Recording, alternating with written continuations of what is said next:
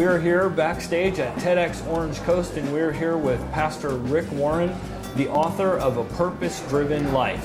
Thank you, Pastor Warren. Thanks, for it's good to be here. Today. I appreciate it. Thank you so much. First of all, thank you so much for taking the time to talk to us. Now, Purpose-Driven Life, I have to ask, I know that the statistics on that book are amazing. Give me a little background on that book. I wrote Purpose-Driven Life in 2002. It's now the most translated book in the history of the world except for the Bible. It's in 137 languages, which is, it holds the Guinness Book of World Records for the most languages, and it's the most read nonfiction book in American history. Over 60 million readers in America in hardback, and it's been quite a run. I actually this year wrote a new version of it. I've updated it, and it's kind of a purpose-driven life for a new generation. I've added some new materials. We've added videos and audios to it and all kinds of things. Well, that's terrific. I'm glad that I actually had the opportunity to ask you a question, because that's not a minor thing when you got a book that's broken records for being translated and selling so many copies. So you're here at TEDx. You are an MC and a speaker, right? Right.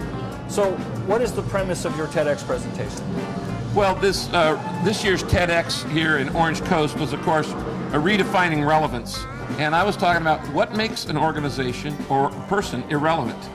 And the big idea is that when the speed of change in an organization is exceeded by the speed of change outside of the organization becomes irrelevant. Right. Or in other words, when culture is changing faster than I am, or culture is changing faster than my business or my organization, then I'm going to increasingly become irrelevant. And so we have to develop a mentality that relevance is a choice. You got to know what doesn't change, but other things have to change literally all the time. Right, right. Well, if you were to tell the people on the outside, what's your biggest takeaway from TEDx? I mean, this is, you've done this multiple times. Sure. What's the biggest takeaway from TEDx? You know, there's nothing like TED or TEDx. I've spoken at both, and there's nothing on the planet that has more variety, more per capita intelligence, and per speaker input into your life. One of the great keys to creativity is cross-fertilization.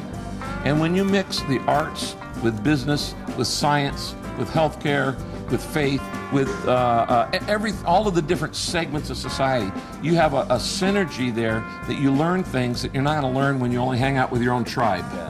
So you really learn from musicians, and you learn from artists, and you learn from writers, and you learn from scientists, and you learn from pastors, and you learn from politicians, and you can learn from anybody if you just know the right questions.